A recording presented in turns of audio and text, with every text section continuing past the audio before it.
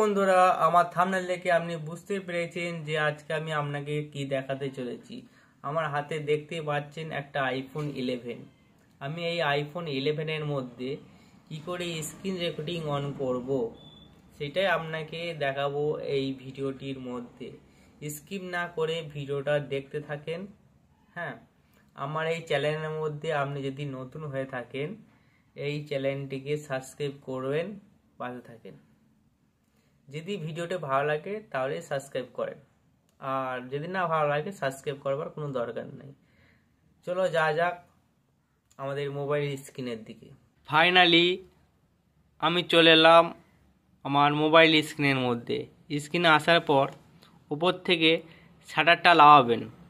লাগানোর পর এখানে একটা প্লাস দেখতে পাচ্ছেন, প্লাসের মধ্যে 1-2 সেকেন্ড টাইপ করবেন, তো ছেড়ে দেবেন। ছেড়ে দেওয়ার পর এখানে এখানে লেখা আছে অ্যাট কন্ট্রোল, এখানে ক্লিক করবেন।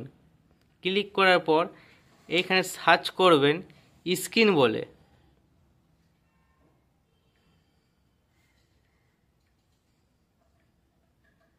এখানে স্ক্রিনটা লেখার আগেই চলে যাচ্ছে স্ক্রিন রেকর্ডিং বলে। এইটা হচ্ছে আপনি ক্লিক করবেন। ক্লিক করার পর এইখানে দেখেন এখানে অ্যাড হয়ে গেল। অ্যাড হওয়ার পর একবার ব্যাক করে দেবেন। ব্যাক করে দিলেন, দেখেন এখানে অ্যাড হয়ে গেছে। এবার যদি আমি মেন মেনুতে চলে যাই, আবার যদি ওপর থেকে যদি শাটারটা যদি লাগাই, দেখেন এখানে স্ক্রিন রেকর্ডিংটা আমার এখানে অ্যাড হয়ে গেছে। এবার দেখেন এই স্ক্রিন রেকর্ডিংয়ে যদি আমি অন করি, স্ক্রিন রেকর্ডিং অন হয়ে গেছে, কিন্তু এইখানে আমি শুধু স্ক্রিনটা রেকর্ডিং করতে পারবো, কিন্তু এর মধ্যে কোনো অডিও আসবে না। অডিওটা আসার জন্যে আপনাকে কি করতে হবে, উপরে যাবেন, শাটারে যাবেন, শাটার থেকে রেকর্ডিংটা প্রথমে বন্ধ করবেন। বন্ধ করলাম, স্ক্রিন রেকর্ডিং বন্ধ করলাম, আবার দিয়ে চালু করছি বা স্ক্রিন রেকর্ডিংটা এবার চালু করবার সময় প্রেস করে ধরতে হবে।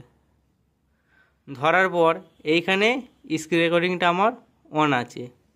আপনিও আপনার দেখে নেবেন যে স্ক্রিন রেকর্ডিংটা যেন অন থাকে। এটা যদি অফ থাকে তো আপনার স্ক্রিন রেকর্ডিংয়ের মধ্যে অডিও আসবে না। এটা সবসময় অন করে দেবেন।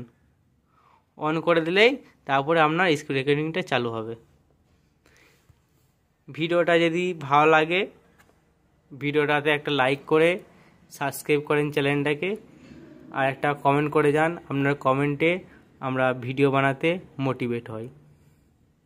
দেখা হচ্ছে নেক্সট ভিডিওতে।